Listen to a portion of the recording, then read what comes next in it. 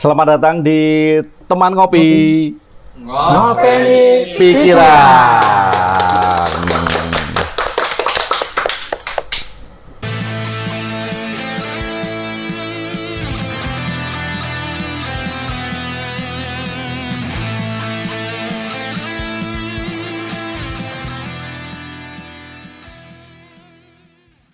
Kalau Pak Saleh melihat dari cerita Rumi ini sendiri, mengapa Rumi bisa berubah 180 derajat, Pak Saleh?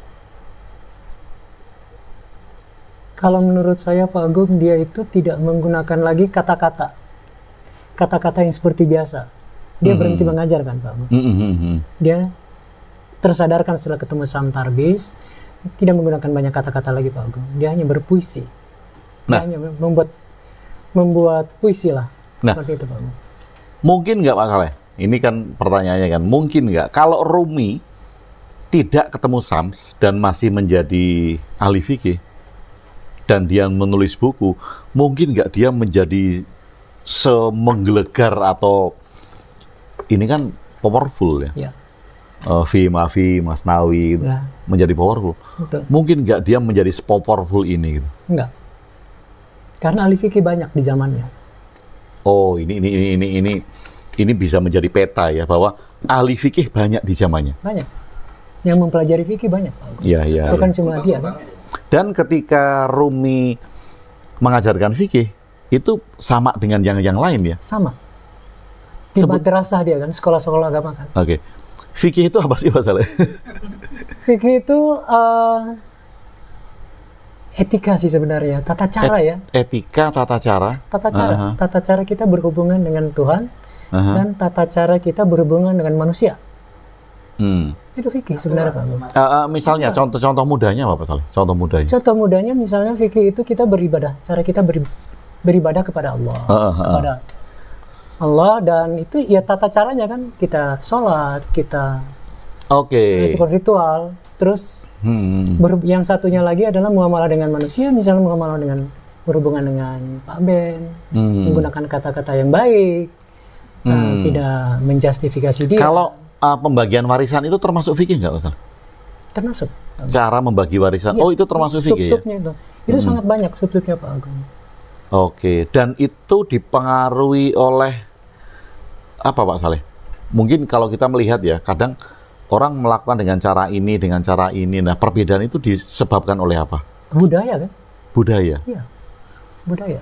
Nah, misalnya kayak ada yang bilang anjing itu haram, ada yang bilang anjing itu nggak haram. Nah, perbedaan itu tuh disebabkan oleh apa?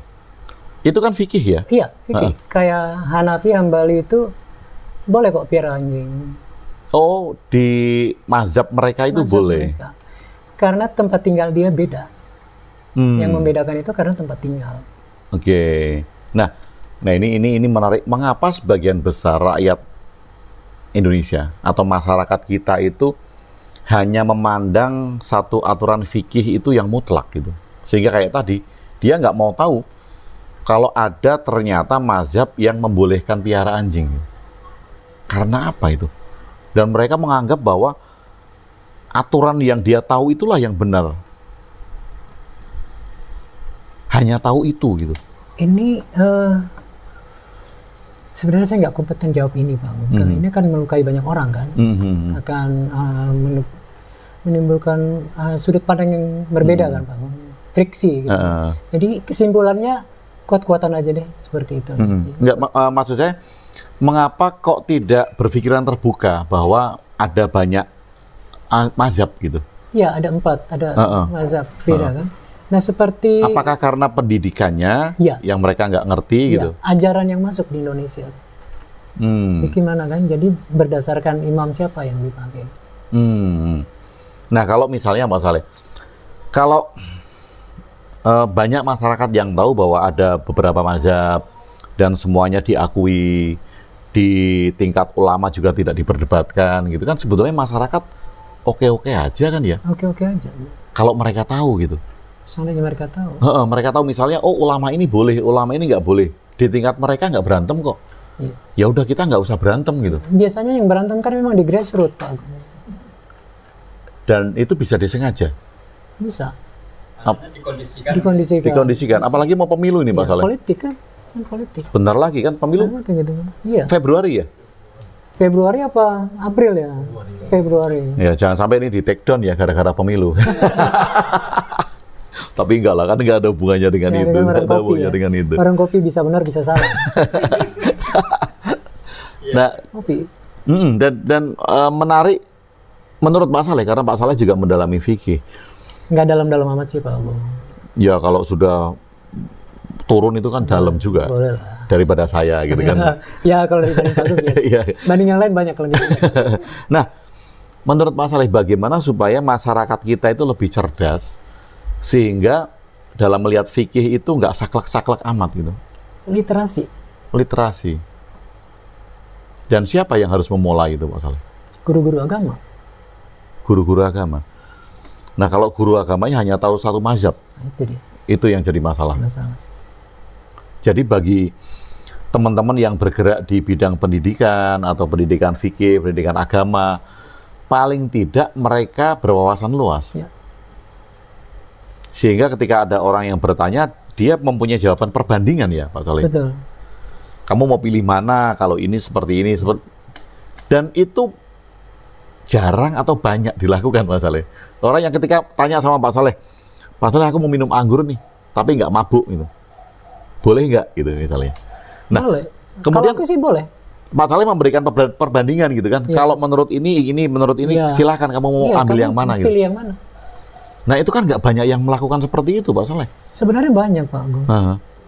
Banyak yang punya wawasan luas. Apalagi di zaman sekarang ya. Udah banyak. Yang tidak mempersoalkan tuh masalah pokok. Kan kadang-kadang yang dipersoalkan masalah kecil aja Bang. Yang ternyata kalau di Islami itu nggak masalah. Oh iya. Nggak masalah gitu. Jadi kalau misalnya kalau minum anggur kan nggak sampai mabuk kan? Nggak sampai Kan itu ya anggur kan buah juga gitu kan? Wah, Buah fermentasi ya sama Betul. kayak tape juga kan? betul, Pak. Kita makan tape nggak apa-apa, tapi anggur dilarang gitu kan? Sama-sama fermentasinya. Sama-sama fermentasi. Apalagi kalau tape yang hijau yang itu apa? Yang ya sedikit lebih keras daripada tape apa namanya? Tape singkong kan? Tapi si uli-uli. Tape uli, tape ketan itu kan Tape kalau ketan. sudah ada Ya, airnya kadar alkoholnya lumayan. Lebih tinggi ya. lebih tinggi daripada singkong gitu kan? Betul. Nah, bagaimana kalau kita minum anggur? Iya. Ide yang bagus. Orang kemarin ada yang protes Pak Saleh. Kenapa kok minumnya anggur? Wah itu western minded. Betul, Pak. Nah, mereka nggak tahu kan kalau Di Bali kan ada brem. Pak. betul banyak lokal, istilahnya anggur-anggur lokal itu yang sudah menjadi produk UMKM gitu. Betul. Ini sebenarnya kita bicara anggur apa rumi sih? Ini juga dalam sebuah ceritanya itu juga pernah disuruh sama Sam Tabris untuk membelikan anggur di sebuah kedai anggur. Itu menimbulkan kericuhan itu. Karena masyarakat langsung ini kan. Oh iya, iya. jas. Saya pernah dengar Aku pernah cerita baca itu. juga Iya, tuh. iya. Iya kan? Loh, Rumi kok sebagai seorang guru kok masuk ke kedai anggur? Nah, itu terjadi kekisruan, Ya. kekisruan lah Kekisruan. masyarakat. Dan sementara jauh di rumah di suatu tempat, Sam Tabris sendiri senyum-senyum melihat respon dari masyarakat. Ya. Gitu. Betul, Pak. Ternyata ini bagian dari kayak seperti ruang diri, Pak. Ini adalah untuk menjatuhkan ego keakuan si Rumi tentang bahwa dia seorang yang suci. Tujuan Sam ternyata seperti itu, untuk meruntuhkan ego Rumi tentang Identitas ya, identitas diri. label suci. Karena selama itu dia dikenal sebagai ahli fikih. Ya. Kan nggak mungkin ahli fikih minum anggur kan? Ya. Disuruh minum anggur. Itu merusak nama baiknya. Ya. Itu salah satu. Betul. Dan ini yang Barrier ego. juga penting ya Pak Saleh, label gitu ya. Ya. Label misalnya saya dikenal sebagai seorang guru spiritual gitu misalnya. Benar. Kemudian karena label itu, maka saya harus menjaga gitu. Ya menjaga dari pakaian saya. Karena saya terikat dengan label kan. Kata-kata saya harus saya atur gitu. Kalau saya guru spiritual dan saya bicara sama Pak Saleh, maka saya harus tampak seperti orang yang sedang selalu tercerahkan gitu. Misalnya saya begini. Iya Pak Saleh, hidup itu memang menjadi sesuatu yang harus kita perhatikan. Kok mengingatkan seseorang, Pak? Loh, kan saya terhubung, Pak Wen. Kan saya terhubung gitu kan. Nah, ketika label itu kita tinggalkan, orang mungkin akan sulit. Misalnya kayak tadi tiba-tiba minum anggur, sehingga orang kan bilang, wah, orang spiritual kok minum anggur misalnya. Atau kemudian ketika kita ngomong ngablak gitu kan, ketawa ngakak-ngakak gitu. Iya. Mungkin nggak kalau dulu Rumi itu juga sama sahabat-sahabatnya itu juga ngakak-ngakak gitu, ketawa gitu. Saya kok yakin ya, Bang. Cuma dulu kan belum ada medsos. Iya, nggak bisa di-upload. iya. Belum ada foto, belum ada foto. itu. Tetapi kan kalau kita melihat bahwa seseorang yang menyelami cinta itu hidupnya kan menjadi merdeka, misalnya. Iya. Menjadi karena tidak terikat dengan belenggu ya. Betul, Pak. Dan mungkin saja kayak tadi ya, bisa bercanda, bisa tidak terbatasi oleh label gitu kan. Ya. Tidak terbatasi oleh, oh saya ini harus seperti ini, kamu harus menghormatin saya gitu kan, nggak gitu. Nah ini ada yang menarik Pak Saleh. Tadi saya lihat tentang Pertanyaan-pertanyaan ya, Pak. bagian di Rumi ini. Tadi di pasal 1 itu ada satu cuplikan yang menarik Pak Saleh. Dan ini mungkin akan berkaitan dengan leadership ya, atau kepemimpinan. Itu disebut gini, di pasal 1 ini. Itu diambil dari sabda Rasulullah. Rasulullah bersabda, ditulis ini, seburuk-buruknya ulama adalah mereka yang mengunjungi para pemimpin. Dan sebaik-baiknya para pemimpin adalah mereka yang mengunjungi ulama. Sebaik-baik pemimpin adalah ia yang berada di depan pintu rumah orang fakir. Dan seburuk-buruknya orang fakir adalah ia yang berada di depan pintu rumah pemimpin. Nah, ini menarik Pak Saleh. Kita tidak akan mengartikan itu, tapi ini saya menjadi satu hal yang menggelitik bagi saya gitu. Nah, kalau di cerita lain pemimpin atau ulama itu dibahasakan dengan cendekiawan. Ya. Cendekiawan terburuk adalah mereka yang mengunjungi pangeran. Ini kan karena terjemahan ya. Betul. Jadi terjemahan yang lain itu mengatakan bahwa ulama dan pemimpin gitu. Cendekiawan terburuk adalah mereka yang mengunjungi pangeran. Ulama terburuk adalah mereka yang mengunjungi pemimpin gitu. Ya. Jadi kalau kita lihat Pak Saleh mungkin sebagai refleksi kita ya, kalau banyak sekali mereka yang mendekati kekuatan politik, mungkin itu ya. Ya, seperti itu. Iya. Dan pangeran terbaik, ini kan pemimpin terbaik adalah mereka yang mengunjungi cendekiawan. Jadi pemimpin atau kekuatan politik yang baik, mereka yang mengunjungi ulama.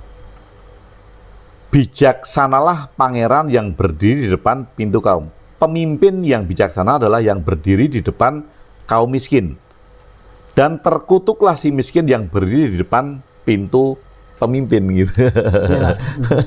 Nah, ini menarik. Kalau menurut pandangan Pak Saleh gimana Pak Saleh? Bahwa ulama kalau kedudukan ulama itu kan kita menitik beratkan ya, atau mengharapkan mereka bisa mengangkat atau mengubah atau memberikan pelajaran akal budi gitu kan, atau budi pekerti. Budi gitu. pekerti. Bagaimana harusnya ulama itu di masyarakat? Bagaimana ulama di masyarakat? Iya. Ya ulama sebaiknya mengajarkan kebaikan lah Pak. Kebaikan yang dengan cinta tentu ya. Ya, tidak berpolitik. Tidak berpolitik ya. Nah ini susah ya Pak Saleh. Susah, karena memang di Indonesia ya seperti itu keadaannya kan. Dan kalau tadi disebutkan, kalau ini disebutkan sabda Nabi kan, bahwa seburuk-buruknya ulama adalah mereka yang mengunjungi para pemimpin. Ya.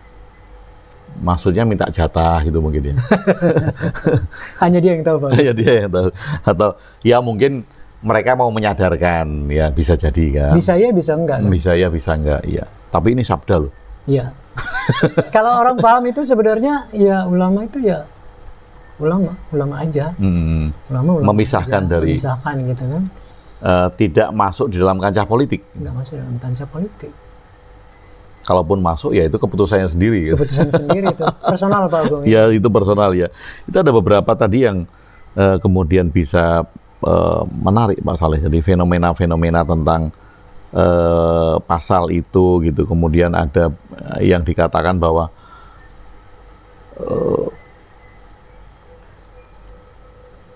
sebentar, karena tadi saya sempat catat beberapa yang Rumi itu kan membahas pentingnya kesadaran. Kalau Pak Saleh tadi juga sebut ya, pentingnya kesadaran dan pencerahan dalam mencari Tuhan gitu. Dia mengajak pembaca puisinya itu untuk lebih dalam memahami mereka sendiri gitu. Nah, supaya efektif ini Pak Saleh, kalau kemudian kita mau menyelami Rumi, kayak tadi Pak Saleh bilang, kalau memilih Masnawi sama Fihi ya kita masuk lewat Fihi Ya, gitu. karena aku memang saya melalui Fihi. Ya. Baru kemudian ke Masnawi. Ke Masnawi. Aku baca dulu sampai selesai ini, baru ke Masnawi. Oke. Mind blowing apa yang Pak Saleh temukan di dalam Fihi? Ternyata kita tidak butuh apa-apa, Pak Agung. Kita tidak butuh apa-apa. Tidak butuh apa-apa. Yang kita butuhkan apa kalau gitu? Cinta. Iya. Kalau bahkan Rumi meninggalkan ajarannya kan untuk mencapai itu. Nah kalau kemudian anak-anak sekarang itu kan cinta itu tai kucing rasa coklat gitu ya. Itu kan. Ya, sesuai evolusi Pak Agung, sesuai tahap pemahaman masing-masing. Dan beberapa hal yang penting dari Fihi ini Pak Saleh, kalau Pak Saleh tadi sudah bilang bahwa cinta yang mendasari cinta, artinya seharusnya dalam beragama pun cinta yang dilahirkan. Ya. Kalau outputnya cinta. Nah sekarang bagaimana orang yang tidak beragama tapi mempunyai output cinta? Dari mana dia belajar itu misalnya? Pemahaman, kesadarannya, pemahamannya, pengalamannya. Dan itu tidak harus dari agama. Tidak harus dari agama. Dari agama. Orang-orang yang di luaran sana yang memakai nilai-nilai kemanusiaan malah jarang terjadi bentrok kan Pak Bu? Karena ternyata kesadaran tentang cintanya itu lebih meluas. Lebih meluas. Dia mengasihi semuanya kan. Tidak ada barrier di situ. Dan kalau kemudian orang tidak mempunyai cinta dan dia beragama, dia seperti memakai kacamata kuda, Pak Saleh. Ya. Oke. Kalau kita bicara budaya, Pak Saleh. Budaya tentang memaknai agama. Ada perbedaan nggak Pak Saleh antara misalnya Aceh dengan Jawa, Aceh dengan Sumatera, ya, atau Aceh dengan Sulawesi gitu, dengan beragamnya suku di Indonesia. Ini agama apa aja ya, tidak merujuk ke satu agama gitu. Maksudnya bagaimana Pak? Misalnya saya berasal dari Jawa gitu, misalnya saya diajarkan oleh orang tua dengan budaya saya Jawa. Kemudian ada budaya Bugis misalnya, yang lebih vulgar gitu kan. Ada budaya Sumatera Utara yang lebih vulgar. Ini kan tentu kan latar belakang ini mempengaruhi saya dalam belajar sesuatu gitu. Betul. Nah, di dalam belajar beragama, apakah latar belakang budaya ini mempengaruhi kita gitu? Kalau Pak Saleh melihat. Mempengaruhi. Sangat mempengaruhi. Dan kalau itu menjadi keragaman kita, karena budaya kita bermacam-macam ya, itu menjadi keragaman kita. Mestinya nggak masalah. Mestinya nggak masalah. Mestinya nggak masalah. Sekarang kenapa jadi masalah? Yang mempersalahkan siapa, Pak? Nah itu dia. Saya punya cerita metafora Pak Agung. Ya. Dua ada, mungkin Pak Agung pernah dengar ya. Semut merah dan semut hitam dimasukkan ke sebuah tabung. Semut merah dan semut hitam, oke, dimasukkan ke tabung. Tabungnya diacak-acak, semutnya dikeluarkan, semutnya berantem, saling bunuh-bunuhan. Berantem, semut merah sama semut hitam itu, oke. Pada saat di luar tabung, Sebelum diacak-acak, akrab. kenapa bisa begitu kalau menurut penelitian itu? Ada yang main dong Pak Agung. Who shake the jar? Oh, siapa yang mengacak-acak di dalam ini? Ini sangat berpengaruh ya. Pengaruh. Jadi artinya budaya kita yang beragam itu sebetulnya Aman-aman saja. aman-aman saja. Tetapi setelah Diacak-acak, dimasukin ke tabung, diacak-acak. diacak-acak, Dia berantem, bunuh-bunuhan. dia berantem. Who shake the jar? Itu bisa dibikin video tuh Pak Ben. Jadi ada tangan ketiga yang bermain, Pak. Pihak ketiga ya. Who shake the jar? Pihak ketiga ya. Itu di kehidupan kita juga. Dimanapun. Kalau ada kemudian yang membenturkan ya istilahnya ya. Kalau kita hidup alami sesuai dengan adat budaya masing-masing itu nggak akan terjadi. Nggak akan terjadi. Kalau tidak ada orang yang shake the jar tadi. Iya.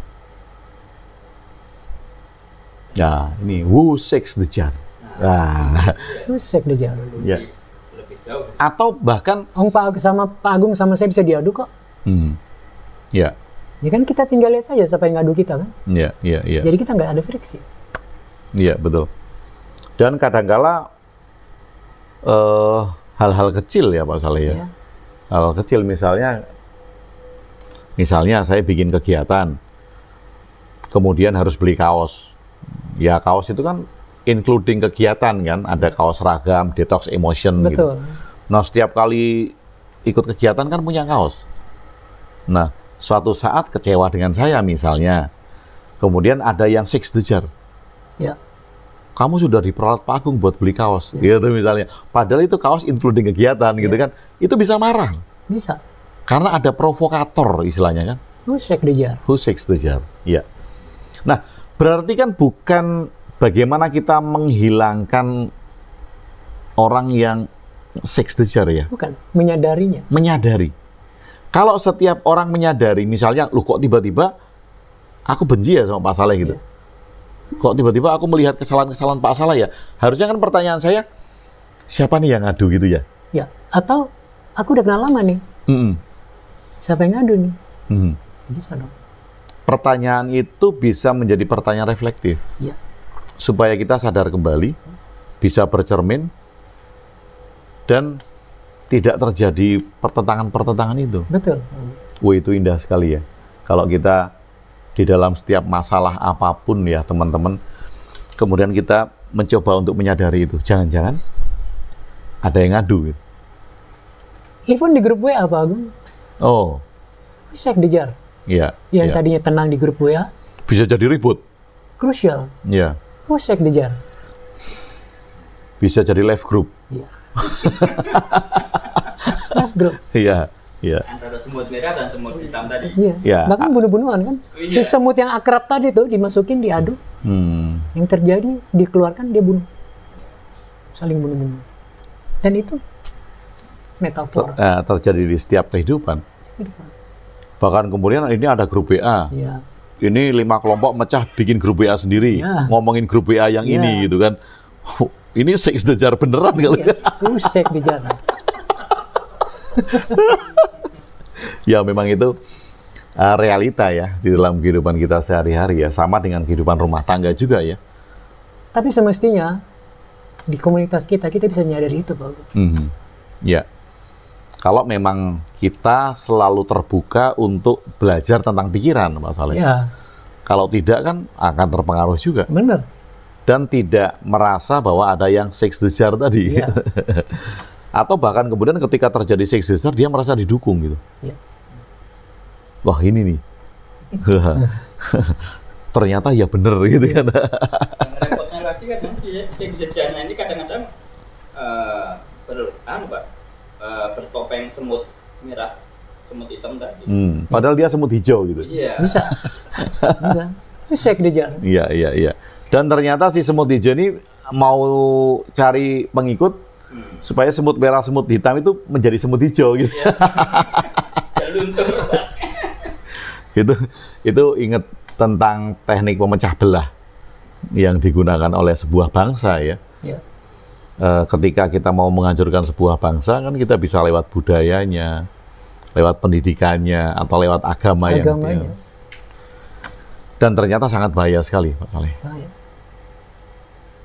Ini jadi merupakan pertanyaan besar saya ya, pertanyaan besar kita. Ya. Dari Komunitas mana? kita utamanya Pak Agung. Iya. Jadi Dari kita mana? harus menyadari Husek di jalan. Nah, dari mana kita mulai, Pak Saleh? Agar masyarakat itu mulai bisa melihat bahwa budaya kita yang beragam sebenarnya baik-baik saja gitu. Baik-baik saja Pak Agung. Agama kita yang beragam baik-baik saja Pak. Dulu zaman saya kecil pergi ke gereja ikut Natalan itu sama orang tua juga nggak dilarang. Iya.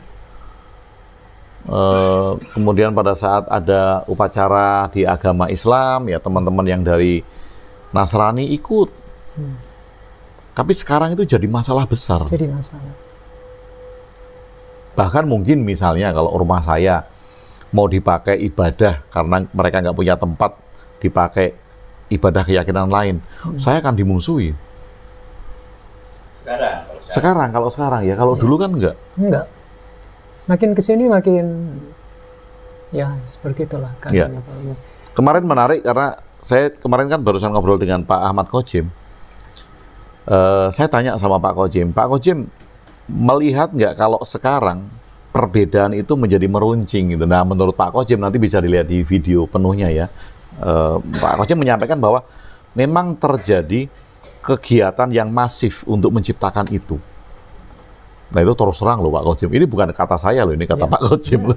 Terjadi kegiatan yang masif untuk memeruncing perbedaan antar agama gitu.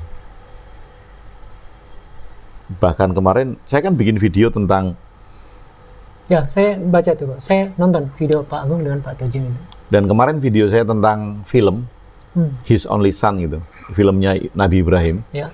Yang kemudian tidak diputar. Betul. Karena di band gitu kan. Ya, yang disembelih itu Ishak, bukan Ismail. Nah, sebetulnya kan di video itu saya mengajak kepada teman-teman kan untuk bertanya, Anda setuju nggak ini diputar apa enggak? Itu ada beberapa komen yang salah paham. Kemudian dia malah bilang gini, sekarang ketahuan kitab suci mana yang suka comot-comot. Loh, kita kan tidak membahas itu. Enggak. Tidak membahas siapa yang comot-comot, siapa yang asli, siapa yang palsu kan? Kan sudut pandang Pak. Betul. Nah ini loh Pak Saleh yang saya maksud mengapa kok kita bisa menjadi seruncing itu ketika berpendapat gitu. Husek dia. Ini hanya bisa menghela nafas panjang saya. Ya. Untuk menyadari who seeks the jar. Sehingga yang satu saling menyalahkan yang lain. Agamaku yang paling benar, kitabku yang paling benar. Siapa kira-kira yang ngocok-ngocok itu? Itu ketahuan kok Pak Agung. Kalau kita hening duduk ketahuan, Husek dia. Jadi saya berkaca dengan diri saya sendiri. Jadi kalau ada krusial di grup, saya melihatnya itu Husek dia. Dan itu juga berlaku untuk kehidupan sehari-hari Pak Saleh. Kehidupan sehari-hari. Bernegara sekalipun. Bernegara sekalipun. Oke, Pak Saleh. Pesan yang terakhir untuk teman-teman supaya kita bisa menjadi lebih mencinta, lebih bisa mengimplementasikan cinta dalam kehidupan. Pesan Pak Saleh untuk teman-teman. Ya, jadi diri sendiri ya. Be otentik. Itu aja sih buat teman-teman. Jangan fake deh. Jangan fake. Pakai topeng gitu ya. Pakai topeng gitu kan. Biasa aja. Dari saya. Oke, terima kasih Pak Saleh dan teman-teman. Kali ini banyak hal yang bisa kita pelajari, kita maknai dari Pak Saleh. Dan sekali lagi, Pak Saleh ini bukan seorang filsuf, tapi seorang pecinta. Karena sekali lagi Pak Saleh tidak mengajak kita untuk memikirkan kan boleh-boleh saja boleh-boleh saja, tetapi mengalami cinta itu sendiri. Pak Saleh, terima kasih banyak Sama-sama. atas Pak. sharingnya. Teman-teman juga terima kasih.